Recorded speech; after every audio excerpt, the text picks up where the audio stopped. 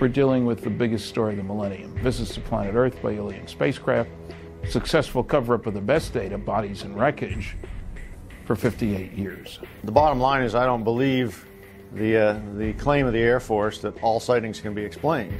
This is the biggest secret in the history of the human race, and particularly in the history of modern government. We are being engaged as a planet and as a species by other beings. The Canadian government is how I actually proved that the U.S. government was covering up their collection of UFO sightings and records.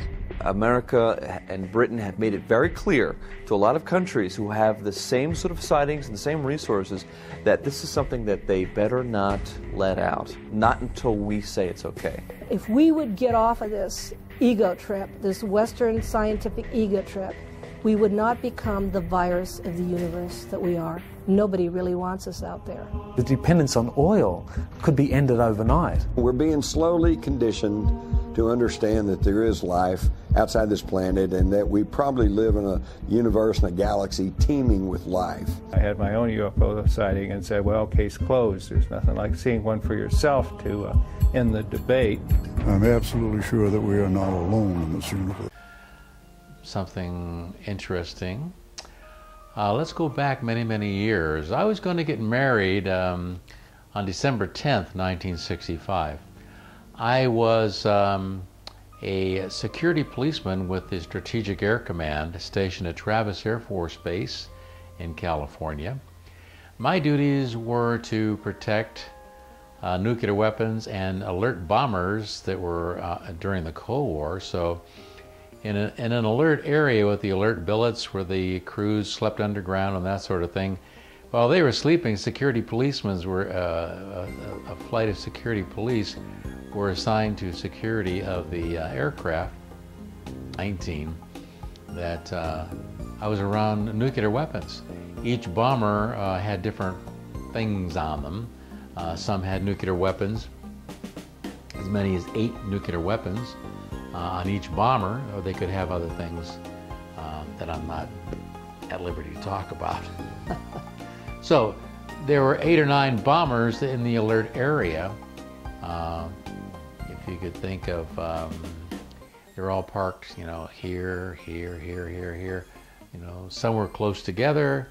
The wings wouldn't touch, but they were fairly close together. And then there were some that were in remote areas on the alert area. I happened to be on a bomber one evening on or about November 17th, 1965. The reason I remember that, it was about 23 days before my wedding on December 10th. And it was about 3 o'clock in the morning. I was on a more isolated, the bomber and I were isolated from the rest of the bombers.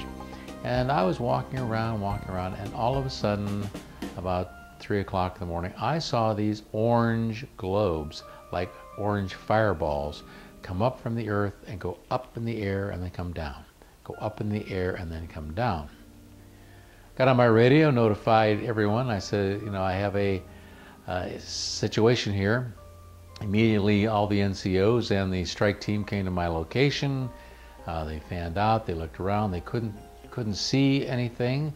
They notified all the other folks out there, the dogmen, canine, all the other security policemen with the other 8 bombers, and no one had seen it. So they said, well, you know, you're getting married here shortly, so maybe you've got the jitters. And I said, I saw it. I saw globes. I saw, from where I was standing, they looked like basketballs size. And they were fiery globes going up and down in the air. And so they said, okay. So they did a basic search of the area with all the vehicles that were there, the 2 NCOs and the strike team, and kept alert for the canine people were on alert then, and also all the sentries on the other 8 bombers. About a half hour, 45 minutes later, I saw it again. Here I go. I'm watching these fiery balls go up and down, up and down, and up and down. And I'm going, should I call this in, or they think I'm a fruitcake, right?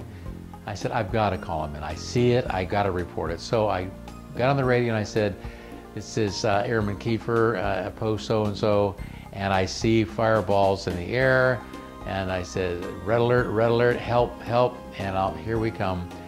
This time, the NCOs came, and the original strike team, actually they called out the reserve strike team. Now this is heavy duty, because now the reserve strike team is another 3 security policemen with automatic weapons coming out, and they're all cruising the area, and they did an extensive search. They notified the tower, and the tower was talking with them, and during this period of time, the tower said, yes, we've had a report of an aircraft taking off that almost hit an orange fireball at the end of the runway, which I couldn't see. That was not in my view. So we took that seriously, and everyone was out looking. The reserve strike team, the initial strike team, and the NCOs. We searched until daylight. Nothing happened.